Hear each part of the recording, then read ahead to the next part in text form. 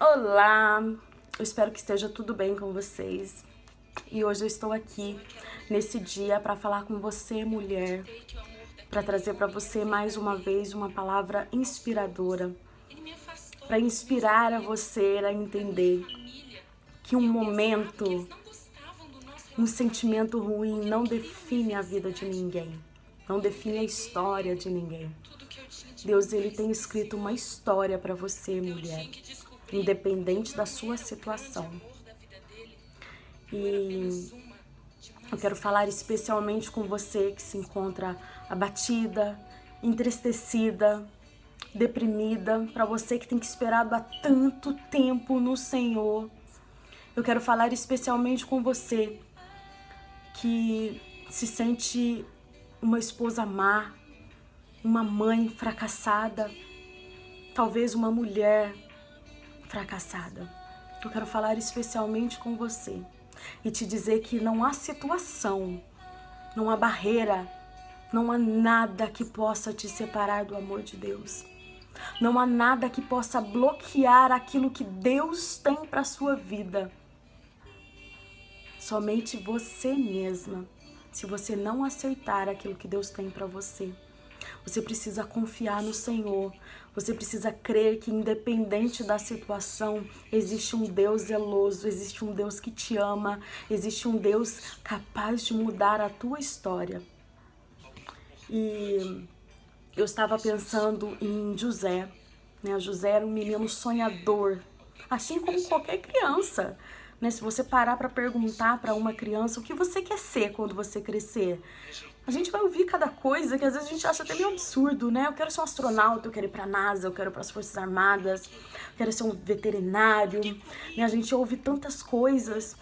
E José, ele era um sonhador, mas Deus dava os sonhos para José, assim como Deus chamou Samuel pelo nome, assim como Deus viu o potencial em Davi e permitiu que Davi lutasse com um urso para defender as ovelhas de seu pai, simplesmente para forjar uma coragem em Davi, para Davi entender que em Deus ele tinha poder de derrubar gigantes. Deus fala até com os pequeninos, Deus fala até com as crianças. Independente da situação que você esteja vivendo, Deus tem observado você. Deus tem observado a sua história. E Deus tem preparado grandes coisas em teu favor, creia nisso. José, apesar de ser um menino sonhador, José ele foi vendido como escravo pelos seus próprios irmãos, por pessoas da sua família.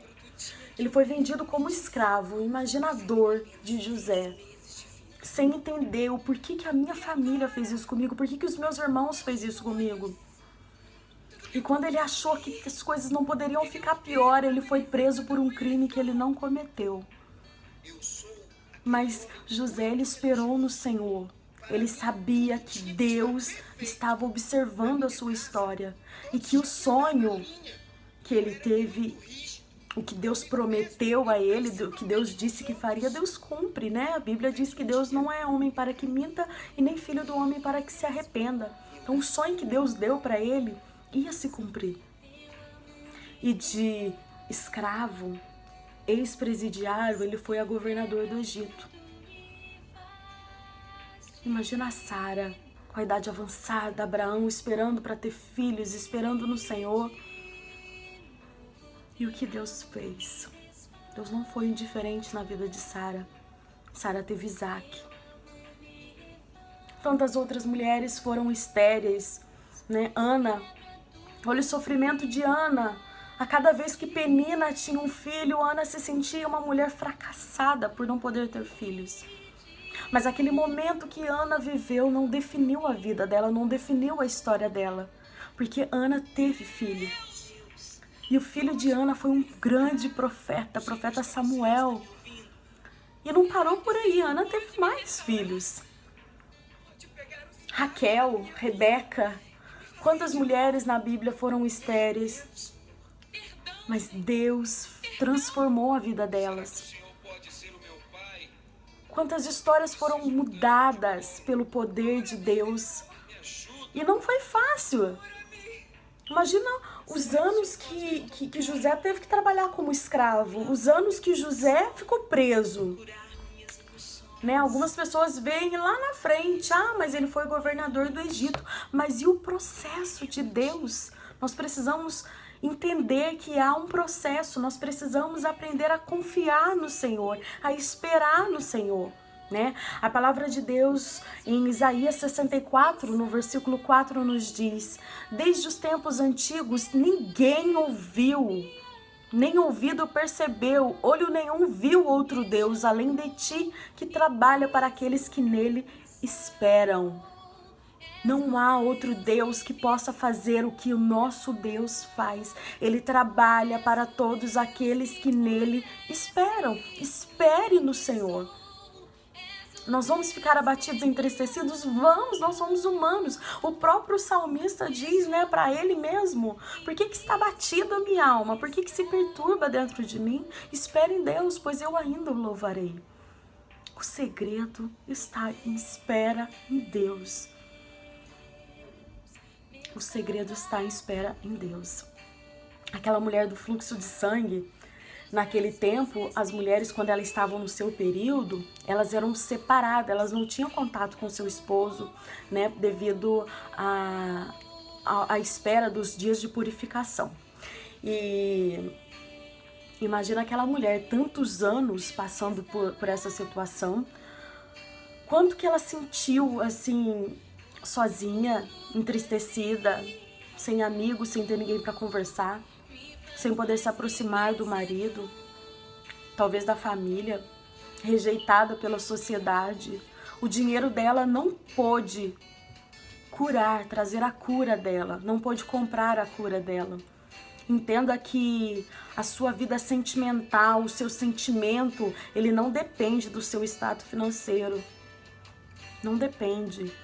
Não queira pensar que talvez se você tivesse financeiro ótimo, né, no top dos top, você ia ser feliz, você não ia ter problemas. Não pense isso. Essa mulher, ela gastou tudo que ela tinha pela cura dela e a cura não veio. A cura veio de graça, por meio de Jesus Cristo. Tudo que nós precisamos nessa vida é por meio de Jesus Cristo. Há um tempo, há um basta, mas nós precisamos saber esperar no Senhor. Aquela prostituta, em meio a tantos erros, prestes a ser apedrejada, né? O que Jesus disse? Aquele que não tem pecado que atira a primeira pedra. Esse é um versículo, essa é uma frase que todo mundo gosta de dizer: aquele que não tem pecado que atira a primeira pedra. Principalmente as pessoas que estão em pecado. Mas e aquela frase que Jesus diz: vá e não peques mais?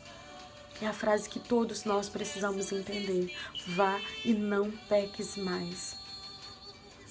Quando Jesus estava crucificado, que ele estava do lado do ladrão, o ladrão disse para ele: Senhor, lembra-te de mim quando entrares no paraíso. E Jesus respondeu: ainda hoje estarás comigo no paraíso.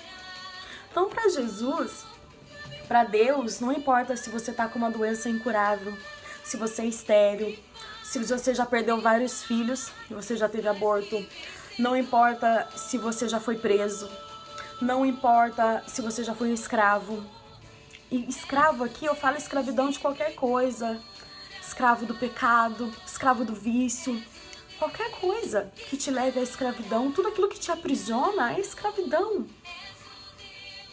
Você já pode ter sido uma prostituta, um ladrão, para Deus não importa, desde que se você se volte para Ele, para a sua vida ser mudada, basta você se render para o Senhor. Talvez você me diz: já tem anos que eu estou convertida, já tem anos que eu sou cristã, eu tenho esperado no Senhor, mas a minha vitória não vem. Espera um pouco mais, mesmo que você não entenda, creia. A palavra de Deus ainda no versículo 8 nos diz: contudo, Senhor, Tu és o nosso Pai, nós somos barro e Tu és o oleiro, todos nós somos obras de Tuas mãos. Ele é o nosso Pai. Ele é o nosso oleiro, é Ele que molda a nossa vida, a nossa história. Nós somos somente barro na mão do oleiro. O nosso processo de mudança está nas mãos de Deus. Creia.